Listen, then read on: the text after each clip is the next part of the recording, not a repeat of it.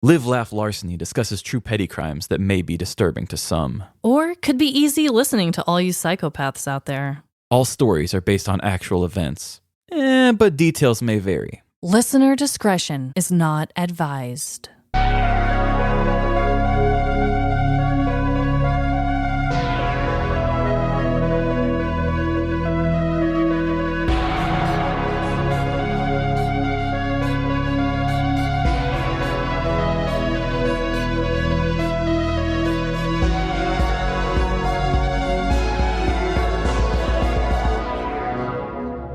Live. Laugh. Larceny.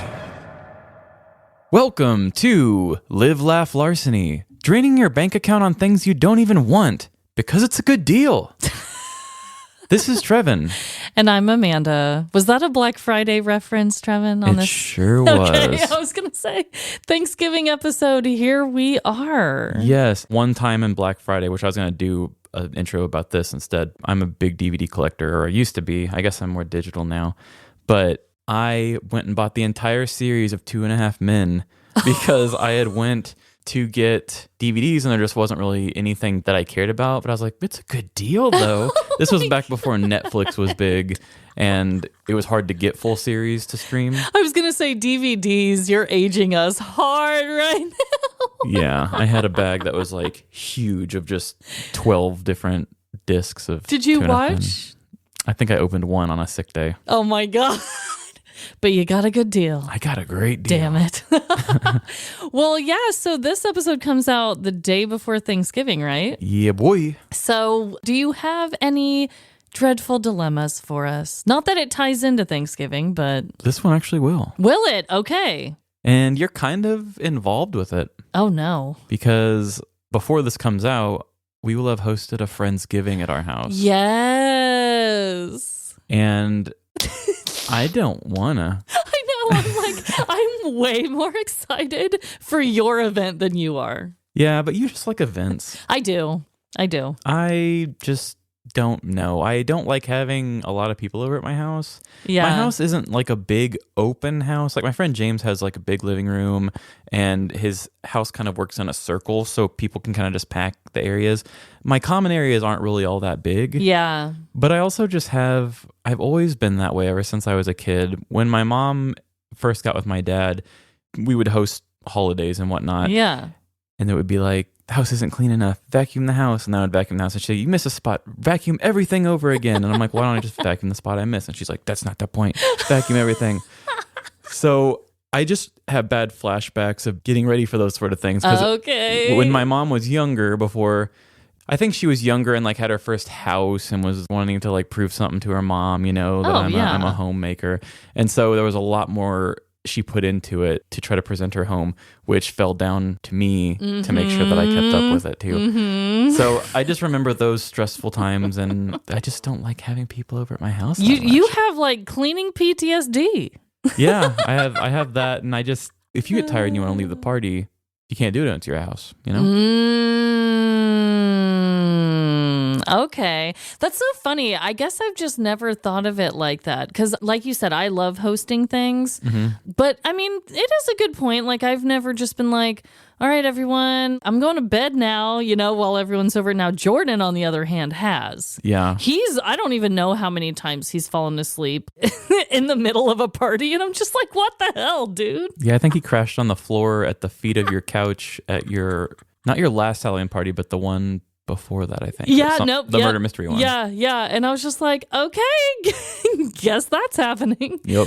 But I'm actually really excited for Friendsgiving because I've never been to one. Oh, really? No. I was invited to one a few years back, but I couldn't go. But this is my first one, so I'm excited. I do generally like Friendsgivings. Okay, yeah, they're more chill. You don't have the weird uncle saying whatever the fuck he wants, Yeah, and you can reinvent it. When you do family ones, I think our generation's kind of killing it a little bit, which I'm sure older generations hate, but we're less traditional. Yeah. Like I told Emily, she was like, what dessert do I make? I'm like, I don't know, make your damn cookies. Yeah. She's like, well, it's usually like pies and stuff. I said, if you make a cake and decorate it like a turkey, That's Thanksgiving to That's me. fine. And so I think that's actually what she's doing is a cake decorated like a turkey. Oh, cute. Cakes aren't normally Thanksgiving, but who cares? Who cares? Yeah, we're just getting together with our friends, wanting to eat some food and have fun. Right. Whatever. Yeah, it is a little more like, you have to have this, you have to have that when it's a family thing. So I get it. But hopefully you just have so much damn fun with me at this thing that you're going to want to do Friendsgivings every year. We'll hope. We'll keep everyone updated on Yeah. that. Well, I also have a dreadful dilemma. It isn't Thanksgiving related. So we all know, if you guys have been listening for a little while, that my daughter Lila had given me the nickname of Pumping Girl back right after I had my second daughter when I was pumping a lot. That was your first episode back, I think. Yeah, I think it was. Yeah. So Dawn of Pumping Girl, it was honestly such a fun title. But I have a new nickname from my daughter. And I'm honestly kind of missing Pumping Girl at this point. I know I'm not really pumping anymore. I'm mainly just breastfeeding. But bring back Pumping Girl, please. Because my newest nickname is Miss Butt. Miss Butt. Miss Butt. So Pumping Girl didn't really stick for a long time with Lila. It's probably way more notorious and known with our listeners than even Lila remembers. Miss Butt, on the other hand, has been sticking for, I would say, over a month now. Uh-huh. I've been trying to shake it. Been trying to shake Miss Butt. That was so unintentional. I'm sitting there getting ready to make because you said it was sticking. I was like, okay, sticky butt. And then you said shaking. And I was like, well, I'm just going to go with that. You're just giving me these jokes. Oh my God. But no, I think it was probably about a month ago. I went on Lila's first field trip and she was calling me Miss Butt in front of all the other parents and her teacher. And everyone was laughing. I don't know if they were laughing at me or with me or for me. I don't know. But I was like, God damn it, Lila. There's just been so many times where I'm like, let's choose something other than Miss Butt. But yeah, it's Mrs. Butt. Thank right, you. it's Mrs. Butt to you, damn it. No, and I've even started calling her Little Miss Butt, thinking that she loves it, I bet. Yeah, and I was thinking, okay, maybe she'll be like, don't call me that. No, she's totally fine. I'm not surprised. We're Miss Butt and Little Miss Butt now, and that's just where we are. Wow. So did you earn it by doing something, or was it just you're just a butt woman? Just Miss Butt. It came from nothing and nowhere. Truly. I am Miss Butt now. I mean, that's totally a Lila thing. She loves butts and poops and stuff like that. She wants to talk about the most inappropriate things. Oh my God. I'm hoping that it's just the age, but I'm however old I am, 31 I think I am. It's hard to keep track, but I still love talking about inappropriate stuff, so maybe it's just who she is. Yeah, I mean, it's good to be honest with yourself at an early age, I guess. For the love. When Amanda has to record sound effects for me, which I think I had one episode where I ended the credits with a little bit of Lila, but normally she will take her microphone and record at home. And at the end of Amanda's recording sometimes, she will let Lila do a little bit because Lila's usually just hanging out with her while she's doing it. So I'll hear Amanda doing like these, hey, don't do that. And then after a little bit, I hear Lila just kind of go, hey, gonna beat you up, poo poo pee pee, wee wee wee. That was the best example. That's usually what it is. It's usually beating up and then somewhere poo-poo comes in. Yeah. That's so damn true. It's actually really sweet. I don't know how many times I've tried to do my sound effects without her, but if she even sees me grab the mic or has any sort of inclination that I'm about to do sound effects, she's like, I'm coming too, mama. And I'm like, oh my God, here we go. And so, yeah, to get her to stay quiet through the sound effect process, I have to promise her that I will let her record something for Trevin at the end if she's good. And it's always something so ridiculous. Yeah, I told Amanda I'm going to start saving some of what she does and try to put together a little story for her and give to her. Oh my God. She would love that. So, anywho, we are going to be doing a round of Thanksgiving trivia. Whoa. Trevin, we do not have the rights to say that. Let's have a fun time. Gobble, gobble. We are. And it is my week to go first. All right. So, of course, as it is a Thanksgiving episode, I am doing a trivia question about the holiday in question. Awesome. So my trivia question is, the person responsible for making Thanksgiving a national holiday was also responsible for what? Is it A, writing Mary Had a Little Lamb, B, designing the plans for the Brooklyn Bridge, or C, publishing the story of Lewis and Clark's journey? I have no idea why, but my heart and my soul is going with C. You are incorrect. Damn! My heart and soul is in the wrong place. Your heart should have been singing Mary Had a Little Lamb. Really? Yes, coming from ampproject.org, the author of Mary Had a Little Lamb is responsible for making Thanksgiving the national holiday. Sarah Joseph Hale is her name. The Continental Congress declared the first Thanksgiving in 1777, but the custom fell out around 1815. It wasn't until Sarah Joseph Hale, best known for writing Mary Had a Little Lamb, petitioned several presidents to make it a national holiday. She finally succeeded in 1863 when President Lincoln issued a proclamation. The guy loves proclamations. However, Thanksgiving didn't officially have the set date as the fourth Thursday in November until 1941. So almost, like 80 years later. Huh. I wonder why they changed it. What, did it have an official date before that? I don't really know about that. But yeah, probably when capitalism started... every holiday. They were like, Black Friday. Must have it. It is kind of weird because Easter's always a Sunday, and then Thanksgiving's always a Thursday. Everything else is just kind of whenever. Yeah, I know. It's weird how holidays are like that. I don't understand. Yeah. But I don't know how long Black Friday has been around, but that would be really some shit if that's why they changed it. But wow, good for you, Sarah. Not only did you invent or write, what'd you say? She wrote the song or composed the song or She all wrote of it? Probably all of it, yeah. Mary Had a Little Lamb. I'm pretty certain every single person listening to the show right now knows that song. Oh, yeah. It's just a gem. And then to get Lincoln himself to proclaim? Okay, Sarah. I want to know if back then in the 1800s, if presidents got mail a lot. Like, obviously, social media, a president's mentions is going to get blown up a lot. And a president's, they'll get a lot of letters, and there's people who probably call like the White House or whatever to try to say stuff. But I wonder how many letters he actually got in. Because if it's like, oh, I just get like 10 a week, I have time to look through those. Right, right. Like, did Lincoln actually look through his mail? Yeah, I don't know. But apparently he found it to be like, that's a great idea. Also, the first Black Friday was in 1981. Okay. So what, 40 years then after it changed over? Yeah.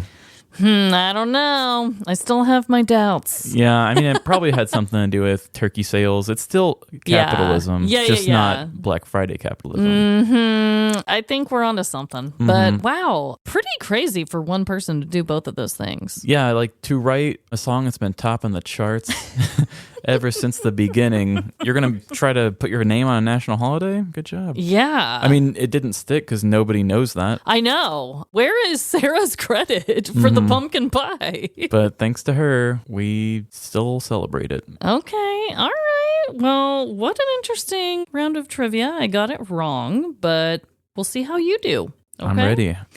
So I also have a Thanksgiving-based trivia for you today. I'm actually really excited about this one. What shredded material was found mixed in with confetti used in the 2012 Macy's Thanksgiving Day Parade? Are you ready for your options? Yes. A. I asked you a question and immediately interrupted you. Sorry. A. Confidential documents from a local police station. B. Scientology brochures and posters. Or C. Actual dollar bills. Oh, wow. So one would be weird, one would be really interesting, and then one would just be downright charitable. I'm going to go with the weird and say Scientology stuff. You got it wrong too. Shit. But that's okay, because that would be really weird. So the actual answer is A, confidential documents from a local police station. That would have been the most interesting, yeah. Yes. So attendees found strips of paper with social security numbers, incident reports, license plate numbers, and even something about Mitt Romney's motorcade for when he visited Long Island. So really weird shredded documents. Yeah. So these documents were shredded like confetti, okay? And it was determined that some of these documents came from the Nassau County Police Department. Nassau? I don't know how to say it. But it was a local police department.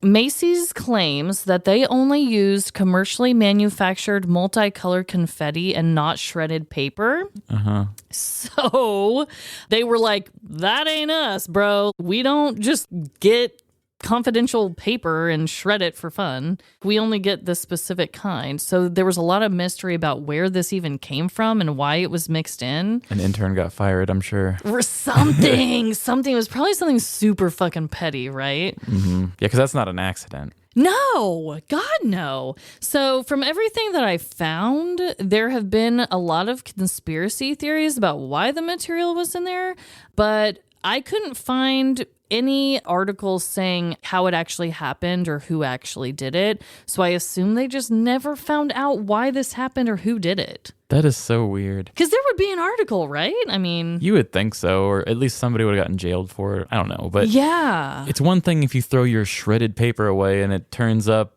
in somebody's lunchroom or something. But like Yeah. shot out of a cannon for the parade? Yeah. The biggest parade ever. Yeah, you don't accidentally Mr. Magoo your way into that one. I know. I found this fact to be so freaking interesting. I don't know if your family watches the Macy's Thanksgiving Day Parade or if that's a thing for you guys. We never really did, but Emily's Okay. does. When she wakes okay. up in the morning, on every day we've lived together, or not every day, but every Thanksgiving we've been together, she'll be like, hey, while I'm cooking and stuff, I just want to have the parade on. And I'm like, I don't care about that. Why do you want to do that?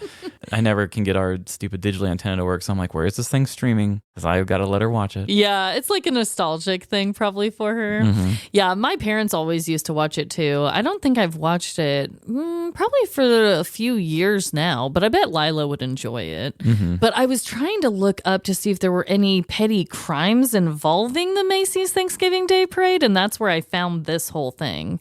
Because I was like, surely there's got to be somebody that just like runs out of nowhere and tries to pop one of these big ass balloons of like a Or gorilla streaker or something. Yeah. I'm like, there's got to be something. But I searched and searched. I didn't find anything like that. I did find a lot of actual tragic things that happened with the parade. Balloons, getting popped by streetlights and then landing on people and harming them. But yeah, nothing lighthearted and fun. But I just found this fact to be super, super weird. And now I just want to know. Yeah, that sounds like something out of like a movie or something. I mean, only if very good information wasn't shredded and people could actually read it. You know what I mean? Yeah. It was so bizarre, though.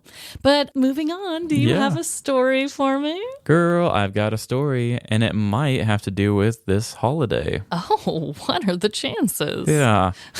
I'm sensing a lot of connections. Yeah. Yeah. When we do themed episodes, it's usually just Halloween and Christmas, but then we'll always kind of brush over and sort of do a Black Friday or something story. But Yeah. I feel like this episode, we're heavy on the Thanksgiving. We are really, really in the Thanksgiving spirit over here. Well, I'm thankful. I'm so damn thankful. So this week, it is a Thanksgiving story. Okay. And I think in the honor of the holiday, it will be maybe a little less dire than what we're used to. Okay. So here we go. Thanksgiving is a very odd holiday, isn't it? Given a super friendly and hopeful name, when we all know that it was actually a time of great murder. But I guess that's just the American way of having a holiday. We all grew up with those friendly elementary school decorations that showed a happy little baby-faced pilgrim hanging out with another smiling Native American. Hi, we're friends. In between both of them is a smiling turkey. Even as a small child, I found that to be kind of weird. Why was the turkey so happy? They were about to kill it and eat it. It wasn't until I was older that I looked at those same decorations, wondering why the Native American was smiling. I, for one, don't really care for Thanksgiving. I don't like turkey, and to me, that is all the holiday was for. However, I do think that there are some redeeming qualities to the holiday. Because all of us have been raised on a lie that the original Thanksgiving was a kind and peaceful exchange, we have built a tradition of actual kindness. Or at least that's the intent. Families will prepare or purchase a feast and spend time together. There will be a large variety of desserts and sides, while relatives peacefully share the same space. Sure, there may be unspoken tension or grudges held over past political Facebook posts, but you're just going to bottle that up for now. Because that's peace. You seal the deal with an annual Thanksgiving family photo. And then you all go out and accumulate debt on great once-a-year deals. 20 years later, your children look back at the same photo and just see rehearsed smiles, thinking, those were the good old days. Because photographs don't capture the fact that Cousin Trudy is a flat earther, and that your aunt's ex-husband ruined dinner by whining for her to make his plate before his own kids. How come I didn't get any butter on my roll? I mean, come on. The dude can get up and walk. Why can't he make his own plate? Either way, the intentions for celebrating Thanksgiving are usually good. And even though it's a holiday that was founded on a very criminal lie, we choose to celebrate thankfulness while eating the driest and most boring kind of meat there is. And I'm thankful for this shitty meat. Today, I will be telling you a story about, you guessed it, Thanksgiving. And just like the holiday itself, you may walk away from this one feeling a little conflicted. The sun rises on Jimmy's Bridgeport, Connecticut home. As a rooster crows in the distance, he wakes up knowing he has a lot of work to do. It's Thanksgiving, he says to himself as he takes a long morning stretch. This year's holiday was looking very different from any that he'd had in the past. Losing his mother the year before, this was going to be his first Thanksgiving without being with family. But luckily for him, his friend Bernie asked him if he wanted to celebrate at his house. It was going to be a very untraditional Thanksgiving, but still be based around the traditional foods. To keep his mind off of all of the big changes for the year, Jimmy had taken it upon himself to prepare all of the food. He had always been the kind of person to get wrapped up in a task during times of high emotion. For the most part, he loved the challenges. Oh yeah. Jimmy had left a turkey in the smoker overnight and got up early to finish preparing all of the sides. He threw the green bean casserole in the oven, whipped up his mother's famous mashed potatoes recipe, and dumped a bunch of disgusting shit into a bowl for stuffing. It was perfect. There were really no signs of anything going wrong here. The potato recipe turned out just as good as he remembered, and the turkey left his home smelling delicious. This could be the start of a new tradition, and Jimmy felt up to the task of carrying on the legacy of great cooks in his family. Taking a quick shower and putting on his Thanksgiving best, it was time to go and celebrate another thankful year of being alive. With the food securely packed away, Jimmy took the short walk down to Bernie's house. It was a cool November morning, equipped with a brisk breeze, but Jimmy didn't mind. Being a bit too festive in his itchy Argyle sweater, the chill wind actually felt pretty nice. All he could think about was how Bernie is going to react to his cooking. Would he be completely blown away by how incredible his food is? Holy fuck, dude. Or would he just really like it and be more reserved in his reaction? Yummy, yummy. Honestly, there was no way he wouldn't like it. Jimmy just didn't know to what degree he would love it. Walking up to Bernie's door, blissfully unaware of his surroundings, and still daydreaming of his smoked turkey, Jimmy felt something push into his back. "Give me the bag and the wallet, and I'll let you live," A scary voice spoke from behind Jimmy. What? Jimmy replied. This is just Thanksgiving dinner. This seemed like such a weird and funny joke, but before Jimmy could turn around, his face was pushed into Bernie's garage. Do you think I'm playing? Give me the bag and your wallet. Now! The man screamed.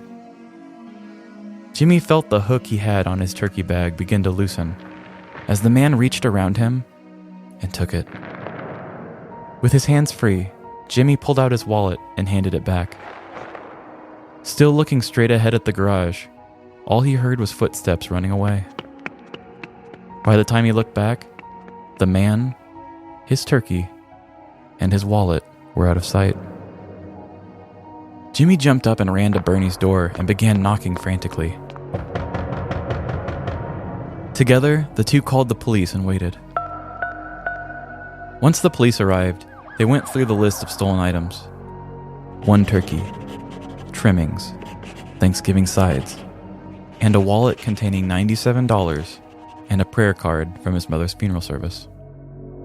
Jimmy was happy seeing how seriously the police officers were taking the matter, especially since they too initially thought it was a joke. At this point, he didn't care about the wallet or the $97. The prayer card was an irreplaceable item, and his first Thanksgiving on his own had been ruined. The police finished taking their reports and left, leaving Jimmy and Bernie alone at the house. For the rest of the time, Bernie consoled his sad friend and offered him the one item he had prepared for the dinner: rolls. Jimmy reflected on how he was thankful to still be alive, even though the entire Thanksgiving meal didn't go according to plan. The two watched TV and played board games until they got hungry for something other than rolls. Our options are Chinese, or we may be able to find a fast food place that's open, Bernie said. As Jimmy pondered deeply on which consolation meal he preferred, there was a knock at the door. I wonder who that could be, Bernie said as he walked to the door. Turning the knob and opening the door slowly, there stood the same police officer who took the original report. Our dispatch team wanted to send you our condolences for your lost turkey. Together they pooled their money together, and we were able to get you this, said the officer, as he reached out his hand, holding a plastic Boston Market bag. Jimmy came up and took the bag, seeing that it contained 2 turkey dinners. Thank you so much, Jimmy said. The police officer tipped his cap and said the only thing left to say: Happy Thanksgiving. On Thanksgiving Day of 2013, Bridgeport, Connecticut man Jimmy Mulligan was robbed of his wallet and turkey dinner on his way to his friend's house.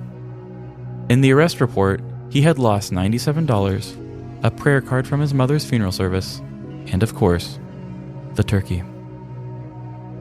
After police came to take the report, the dispatcher who took the call, Denny Vieira, wanted to give back. She immediately began calling local supermarkets in an attempt to replace the turkey, but they were all out. Eventually, she turned her sights on Boston Market, where she was able to reserve 2 turkey dinners. With her money and others from the offices, she purchased the dinners and had the reporting officer deliver them. When we gave them the meals, they were the happiest guys on earth, Officer Mendez said. The Bridgeport mayor released a statement saying, I can't say enough about the compassion and empathy showed by the men and women who work at the 911 center. It is a difficult job. When they answer the phone, usually they are speaking to someone in crisis. Denny did her job well, got police to the scene, and then thought, I want to do more. She and her colleagues rallied around this man and brightened his Thanksgiving. The investigation was ongoing, but no reports could be found on the turkey thief ever being apprehended. I know everyone has their own different hang-ups about Thanksgiving. Maybe you hate turkey, family, or just don't like to celebrate the bloodbath in which America was founded. Whichever one of these you may be, I get it. But for me, I'm going to choose to think of situations like this. Situations where people want to be good-hearted just because it's a specific day on the calendar. Because if we choose to abolish Thanksgiving, That's one less day a year where people will feel the need to be kind. Oh my God, that warmed my whole heart. Yeah, I thought we just needed something a little nicer. Yeah, it started off so sad. Yeah. That's the thing that I wish that pickpockets would really think about.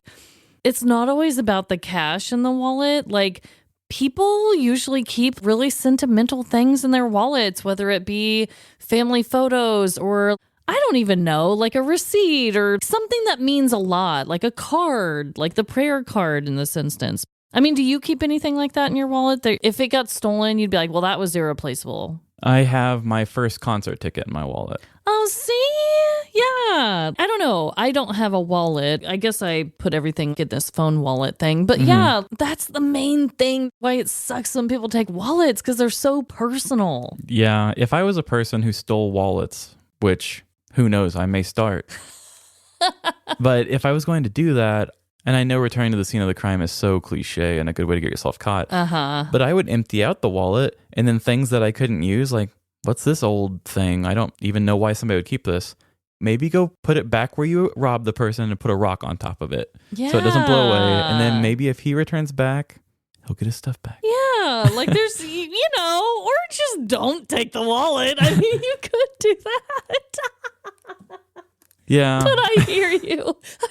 Along with the ID, so then somebody can return all of it. Oh my God, yeah. It's such a pain when you have to like get a new driver's license and then cancel your cards and blah, blah, blah, blah, blah. But how sad that started with how it ended. So it was actually when he called 911 to report the crime, it was the person that took his call that initiated all of it. That's so sweet. Yeah, I really think the only thing that I changed was I didn't know his friend's name. Okay. I know it was just two dudes, so I just assumed they were probably going to play board games. I Yeah. made that up. And then I think he also didn't actually do the potatoes. I just kind of did that to add more to the whole memory of the mom thing. I just know that he did turkey and trimmings. I don't think he did What anything is else. trimmings?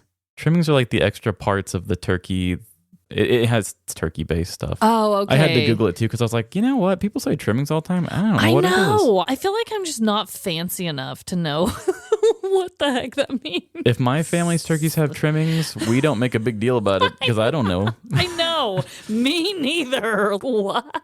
Like, pass the trimmings? Like, Yeah. is it something you pass? I don't know. But yeah, what a sweet, thoughtful ending. I just loved it. Yeah, it was really nice. It's really hard to find Thanksgiving crimes that aren't Black Friday. Yep, I discovered that as well. It really, really is.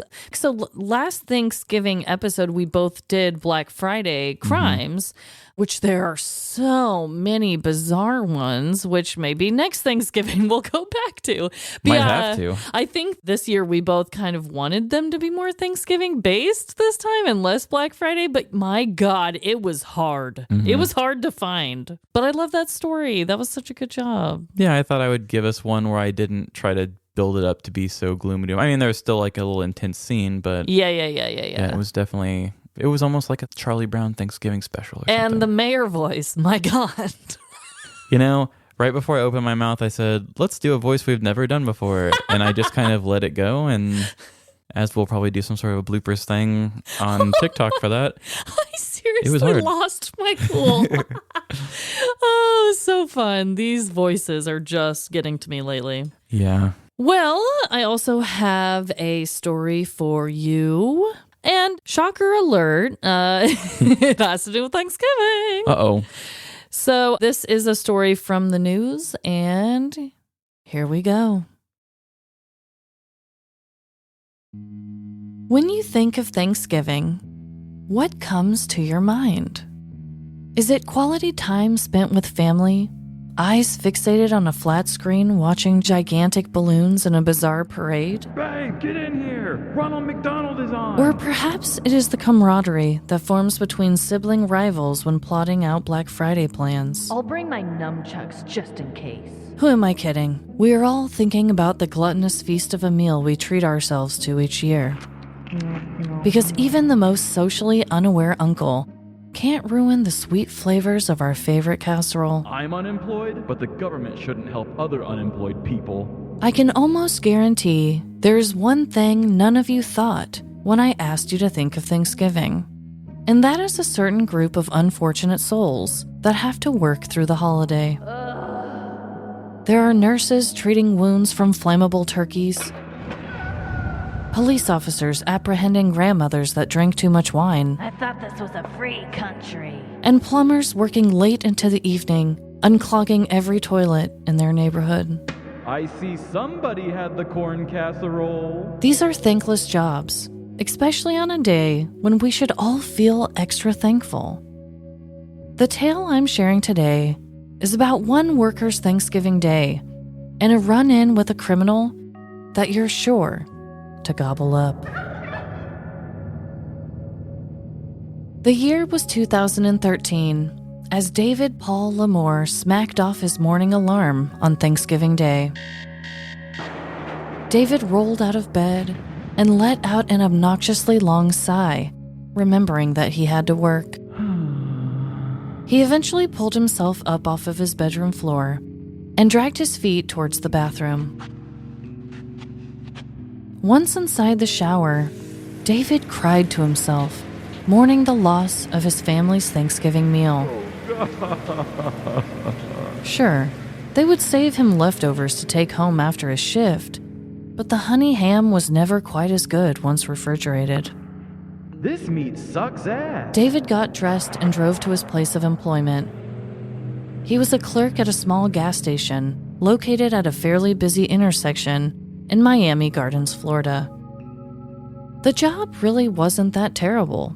He had unlimited access to multiple slushy machines and got to check out gorgeous Miami girls on a regular basis.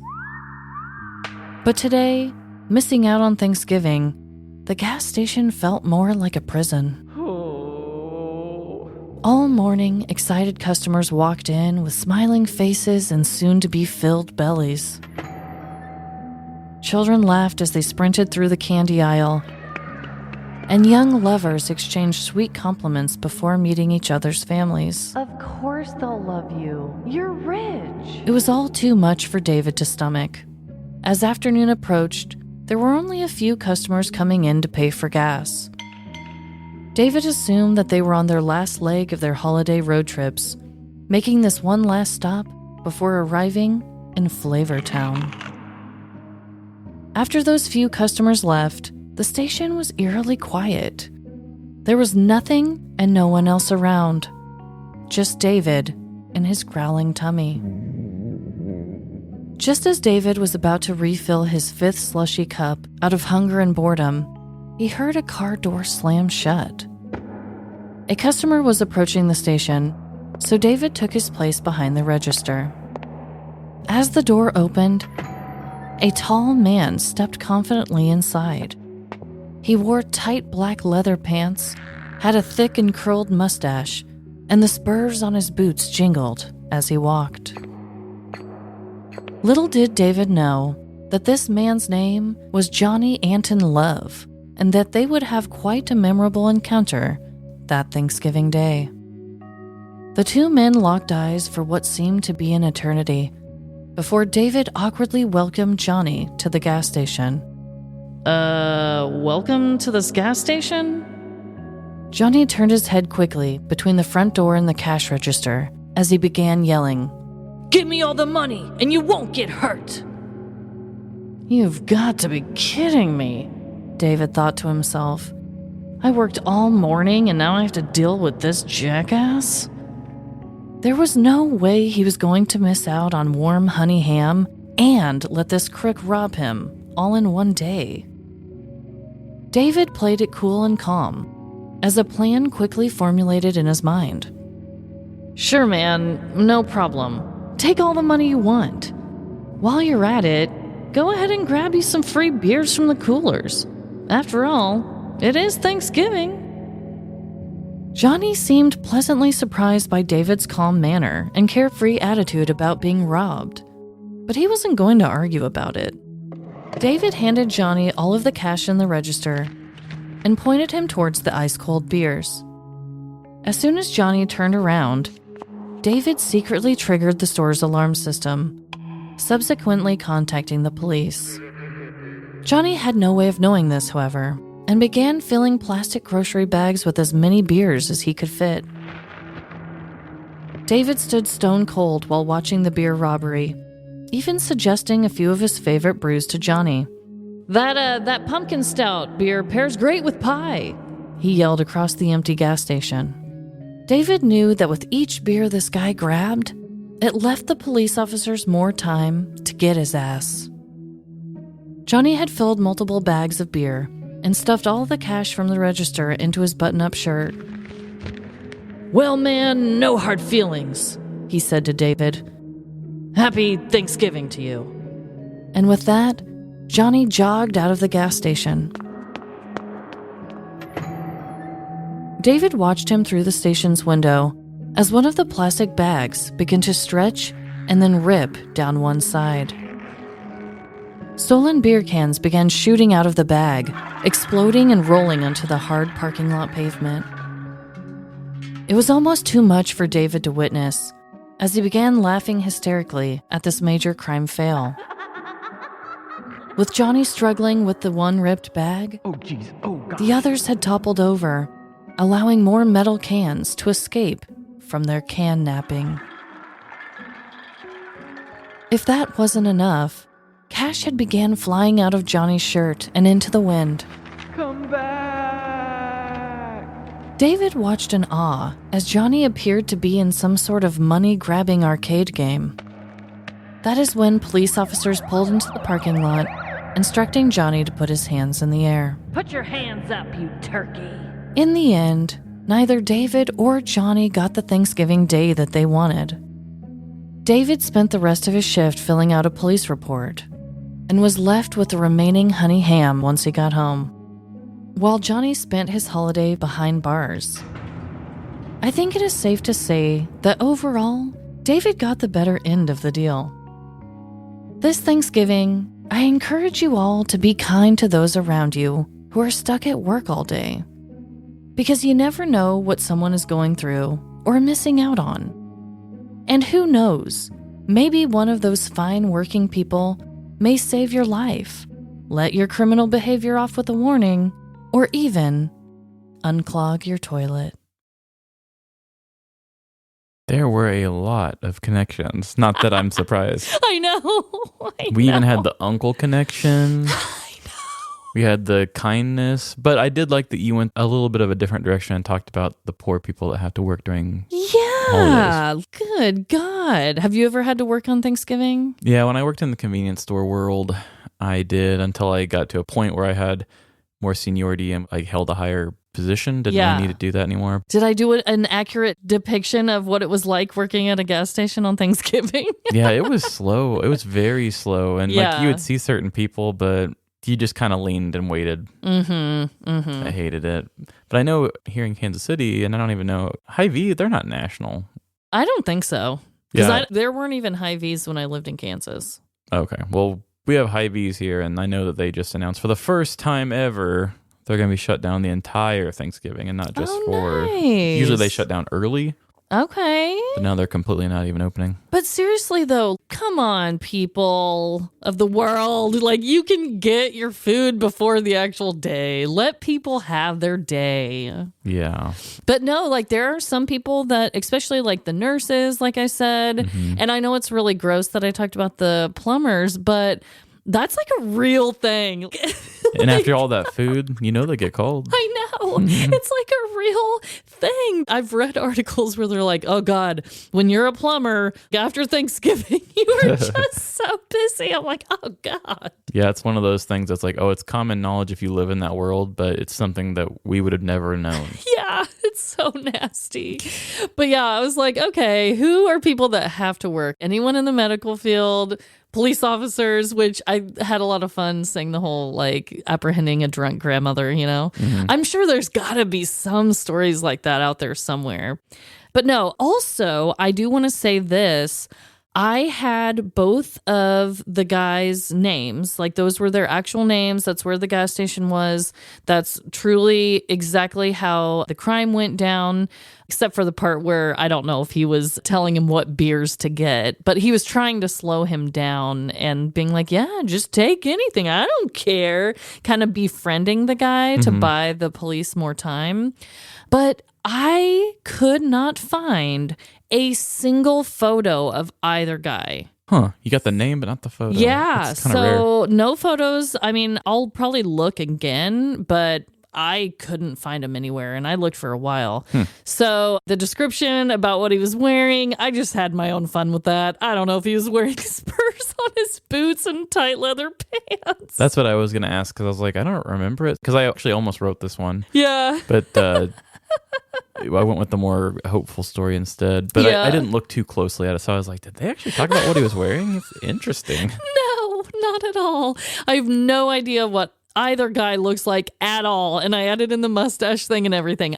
For me, when I'm telling a story, if I see a mugshot or a selfie or a picture of the person, I always like to put it in there just because I think it really just helps paint a picture in the mind, since this is a podcast. You're naturally a visual person. Yeah. I don't know. But anytime I make up something like that, I'll always tell everyone at the end. The majority of the things that I tell with descriptions of people are very accurate. I think this might have been one of the only ones where I was like, I'm just going to have fun with this. Yeah. When you do what we do, you either have to find one thing in their physical appearance with the picture, or you have to build their entire personality based off of one action. Yes. Because it's all you're given. Yep, you're given a very limited set of information. So I didn't really know anything about either of their lives or what they looked like at all, just the crime. So that's what I came up with. Well, I like it. It kind of makes me think he's sort of a master of psychology. That I forget his name, the guy behind the counter. Yeah, David. Yeah. I was like, oh my God, who just thinks of something like that? Like, take your time. Go grab some beer. It's all fine. And then the fact that he tried to squeeze so many beers, and it didn't say if it was grocery plastic bags or what, but it did say that they ripped and spilled everywhere. So that's just what I pictured in my mind. But I'm like, oh my God, this moron. He could have gotten away with it if he would have just grabbed a couple beers, not bags filled. Yeah. Hey, you got to get your money's worth. I guess. Yeah, I imagine that guy behind the counter, like in a hostage situation. He's like, oh, you were just about to untie me, remember? And they're like, my God. They were like, I think I was. I was. You're free to go, sir. I know. Major props to him. I mean, maybe he's worked in that gas station long enough to kind of know. I don't know. I know nothing about this guy, but I was impressed. Yeah, I'm going to go with he has a great way with words, and he's cool under the collar. Yeah. Cool, calm, and collected, and giving out free beer. Yeah. My kind of guy. My kind of dude. Oh, man. Well, this is so wild that this episode comes out the day before Thanksgiving. So we are both here to personally say, enjoy the holiday, however you guys do that.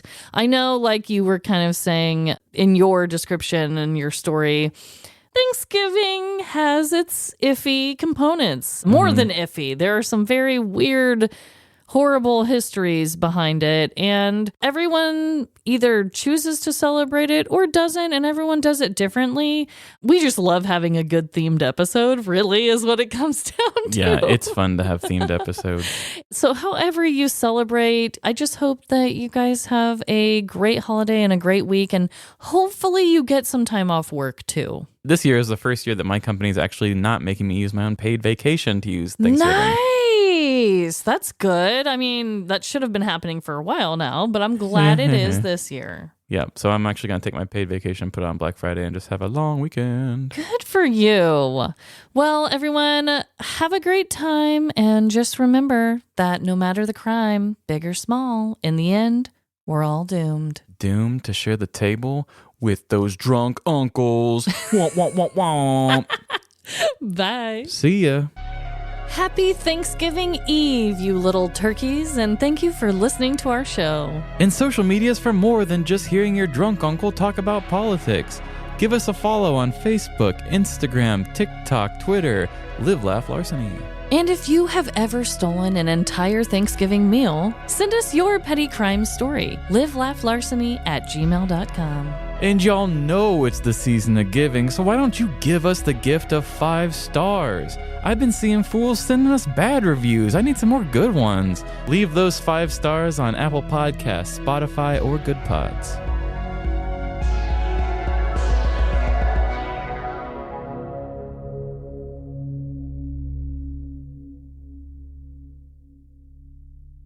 Where she was able to reserve a 2-turkey. Damn it. Where It